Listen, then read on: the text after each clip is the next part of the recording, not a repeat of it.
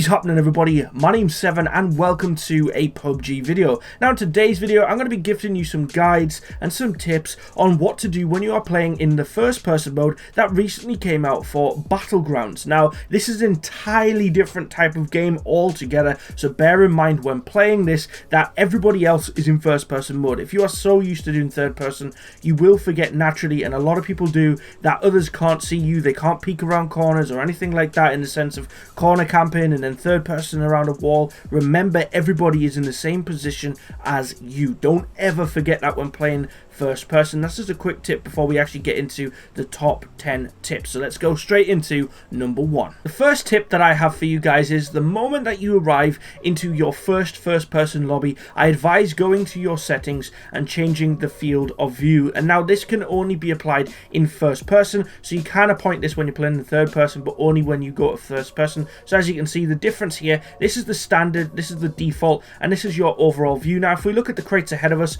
we stand very still and go back into our settings, you will see on graphics it says FOP for the gameplay. You change that and max it out 100%, and look how much more we can actually see. I advise you changing this setting 100%. It needs to be done. It allows you to see so much more when playing in this first person game mode. On to tip number 2. Now, of course, with this new FOV slider, you're going to be able to see a lot more. You can see the entire map went up in the plane, and you're probably wondering, how come I'm not inside the plane looking at all the other players? Well, in first person mode, you are put in third person for the beginning sector of the game, and which this is obviously being in the plane, and then coming down in your shoot. So the next tip is, make sure that you abuse this. Make sure you spot where your enemies are going. Use this to figure out what your plan is going to be once you land on the ground, especially if you land in a heated area, just like I have here in the military base. Now I spot people going for the roofs. I spot one person landing on the roof I'm on and two on the roof across. So first thing I see is a grenade. I throw it just to spook the guys off the other roof, and then I start hunting for a weapon. Now this is the plan I actually had. Now unfortunately for me, I only grabbed the ammo and I started getting shot, so I just dipped away. My theory at this point was that the player was going to flank and try and come around behind me because they weren't on the roof attacking me anymore. So I grabbed my own weapon, reloaded, and then I went on the hunt to go and find them. I heard a door open, so I did go downstairs and I found the player that I thought was going to come and kill me, and I managed to get the clean kill on them. If it wasn't for planning my attack when I landed by using the parachute in third person, I probably wouldn't be as well off. My third tip is in regards to the looting in the game. Now when you're playing in first person, you want to be able to keep your character looking upwards. As you see, if I'm looking down all of the time, especially in a congested area, I'm going to find it very difficult to actually see enemies behind the overlay of the inventory when hunting for items. If I'm just looking down picking up items like this, as you can see on screen, I'm completely blind. If a player just came in, I would be looking away. They would have a complete and utter chance to kill me. So instead what you want to do is press tab and you want to drag your items over, or right click and put them onto your character itself. This allows you to be able to look upwards at least, so if anybody does come in the background, your gun is going to be up, and you're also going to be able to spot them while you're looting, or at least have a higher chance of doing it. It's much better than looking down at the floor and picking up items. So my third tip is use tab to make sure that you actually loot quicker and safer. When you get used to these first person servers, you do quickly come to the realization that it is very, very different compared to third person. You have to play very tactical, and at some points you have to play stealth, meaning that you have to avoid conflicts and you have to play very smart. Now you can hear gunfire going on off in the background. I know the individual who is going to win this fight wins with an assault rifle. Now there was lots of gunfire, and I don't know whether this was they were killing somebody or they ran away because they were getting shot, but I went and looted around the houses, found nothing, and I got very, very lucky. This player just somehow either disconnected or just stood still and didn't do anything. So I was able to get a very quick kill with the shotgun. For some reason the hay got in the way, but I managed to get the kill in itself. And so if I hadn't played stealthy and I'd rushed the house, I might have walked into complete and utter carnage and died in that house. But the best thing to do is to play safe and just play tactical. There's no point in rushing into something that you don't know, because of course you can't peek around corners using third person anymore.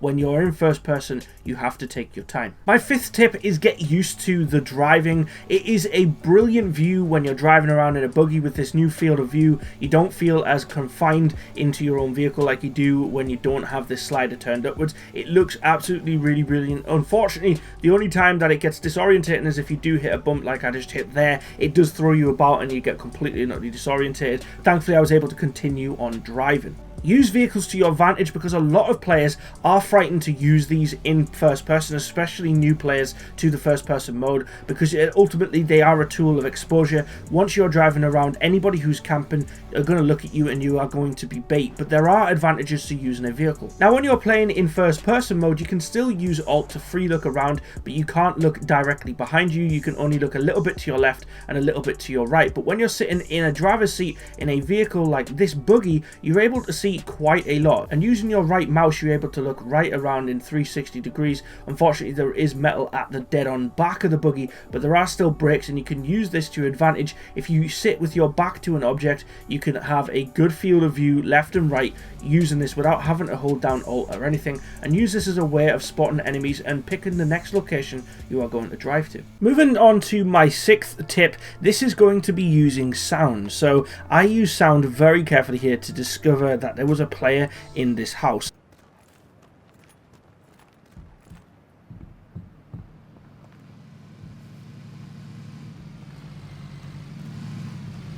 Now, the best thing to do to reduce sound is to crouch. Now, you can also, if you wish, remove your actual shoes, and this will change the sound of your own movement. This can confuse players to think that there are more than just yourself in the vicinity. Of course, this doesn't always work. It depends on the player you're going against. But I heard the car leave, so I presumed this was either the player in the house jumping out and the player who went to loot went into a different building, or he went up in the hill. But as I could see, a car was leaving and going up in the distance. So I decided that the best option to do here was, because I couldn't hear any more footsteps, was just to get back into my vehicle and leave, because it wasn't worth rushing into the house to potentially get killed by somebody camping when I could just head further into the zone and avoid getting hit by the blue barrier. So my sixth tip is use sound to your advantage. This might be using it for hearing vehicles, hearing reloads, hearing footsteps, hearing gunfire and chasing gunfire. It is entirely up to you how you use this, but use sound to your advantage. It is very, very important in PlayerUnknown Battlegrounds, and especially in first person.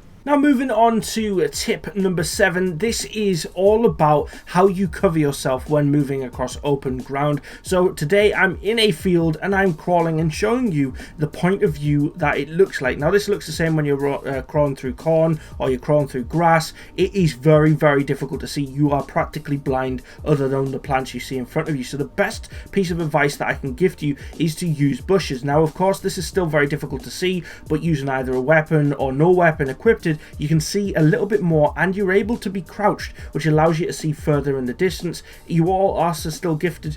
You're also gifted still with some cover, so you can even go into the higher, taller bushes and stand in these as well. And when you're moving across open ground, you're better to pass through vegetation than walk across the open land. Number 8 is rather simple. It is to do with the buildings. Now, in third person, I tend to avoid buildings other than when I'm looting. Of course, loot can be found still and searched for when you're playing in first person, and it's definitely advised to find great weapons, because this will of course increase your chance for the win. I find a car sniper in this building, and that is spectacular.